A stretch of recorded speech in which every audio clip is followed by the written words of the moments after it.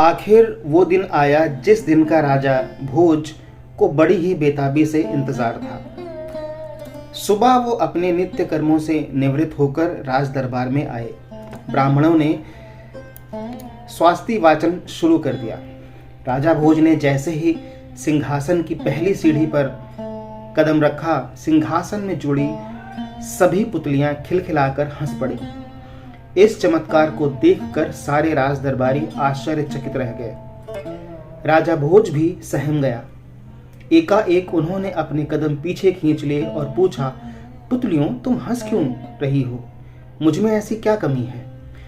तभी सिंहासन से रत्न मंजरी नाम की पहली पुतली राजा भोज के सामने प्रकट होकर बोली, राजा भोज, जिस सिंहासन पर बैठने के लिए तुम इतने लालायित हो वो किस महापुरुष का है, शायद तुम्हें इसका ज्ञान नहीं है। इसलिए हम हंस रहे थे कि तुम अभी इस सिंहासन पर बैठने के योग्य नहीं हो।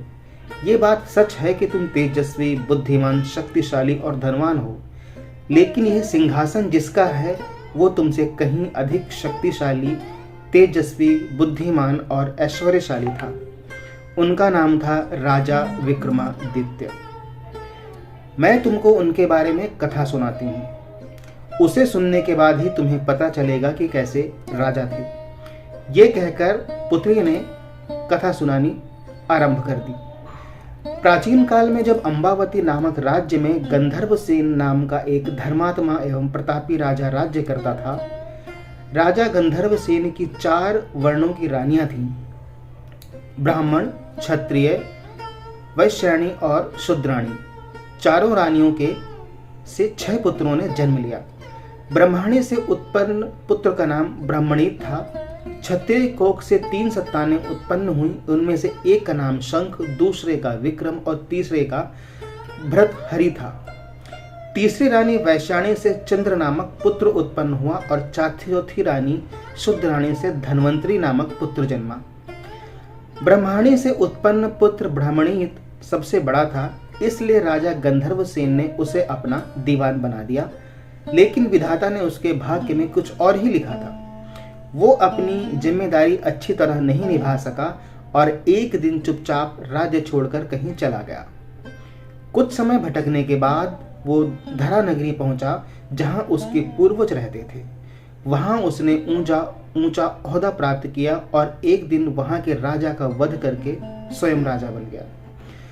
कुछ वर्षों बाद ब्रह्मणी ने उज्जैन लौटने का विचार किया, लेकिन उज्जैन आते ही अचानक एक दिन उसकी मृत्यु हो गई।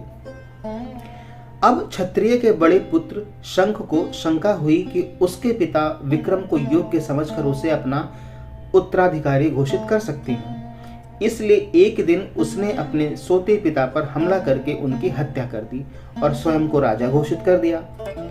राजा बनने के बाद उसके मन में यही शंका रहती थी कि बाकी चारों भाई उससे राज्य न हथिया लें, इसलिए वो उनकी हत्या का षड्यंत्र रचने लगा। लेकिन एक दिन मौका पाकर चारों भाई चुपचाप महल से निकलकर किसी अज्ञात जगह पर पहुंच गए। कौन कहां चला गया और इसकी किसी को खबर नहीं थी। इससे शंख की चिंता और बढ़ गई। उसने अपने भाइयों की खोज करने के लिए अपने गुप्तचर सैनिकों को चारों दिशाओं में भेज दिया। गुप्तचरों की काफी खोजबीन के बाद भी उनका पता नहीं चला। तब शंख ने ज्योतिषियों का सहारा लिया।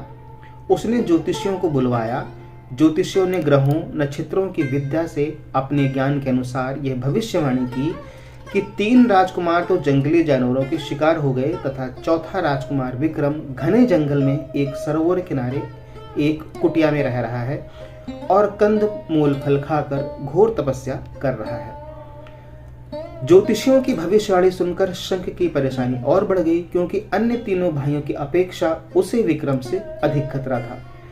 तब उसने ज्योतिषियों से पूछा, विक्रम से मुझे और मेरे राज्य को कोई खतरा तो नहीं है? ज्योतिषियों ने कहा, राजन, ये अपनी तपस्या से काफी कुछ हासिल कर लिया है।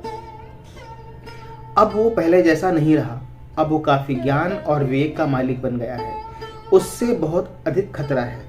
वो आपसे आपका राज्य छीनकर यशस्वी सम्राट बनेगा। उसका यश दूर दूर तक फैलेगा और इतिहास में उसका नाम होगा। ये सुनकर शंख ज्योतिषियों पर बहुत नाराज हुआ, लेकिन अब वो कर भी क्या सकता था।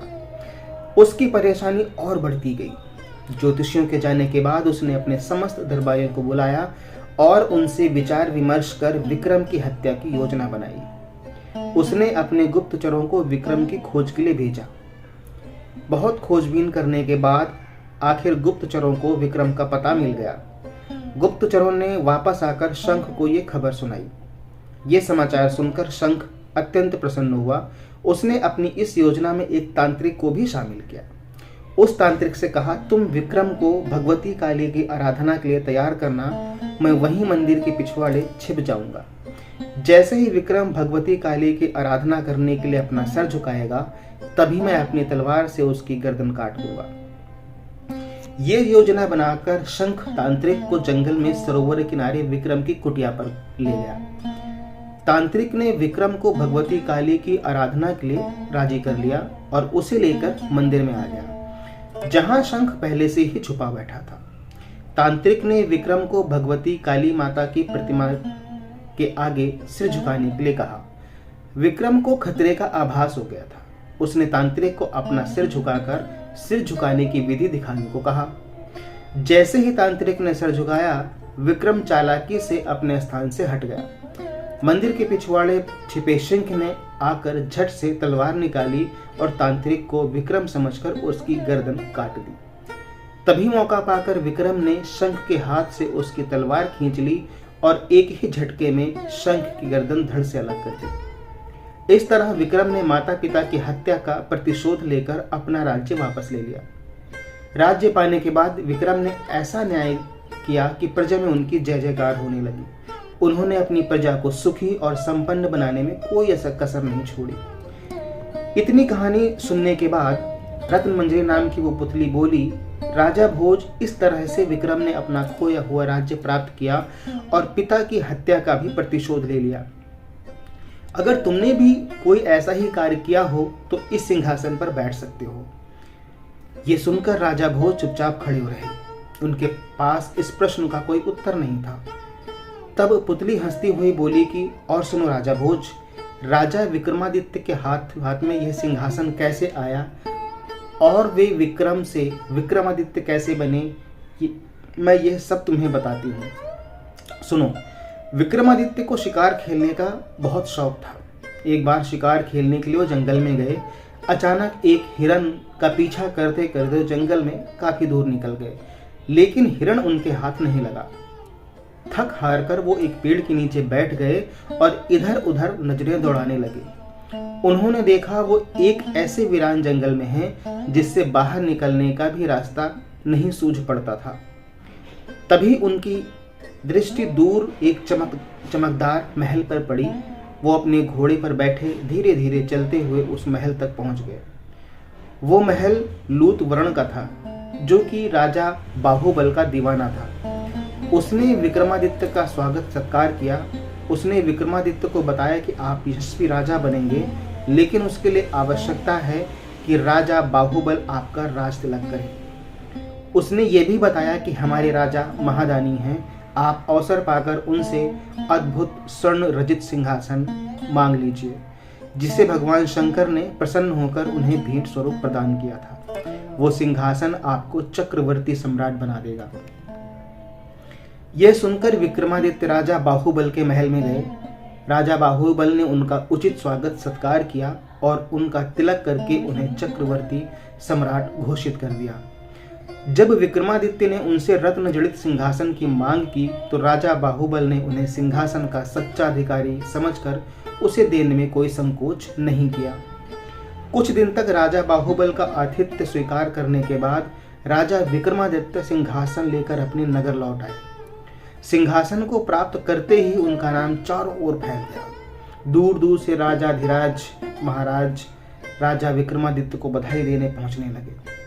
उस सिंहासन के कारण सभी राजाओं ने उनसे इस बात को मान लिया कि विक्रमादित्य पर देवताओं की असीम कृपा है।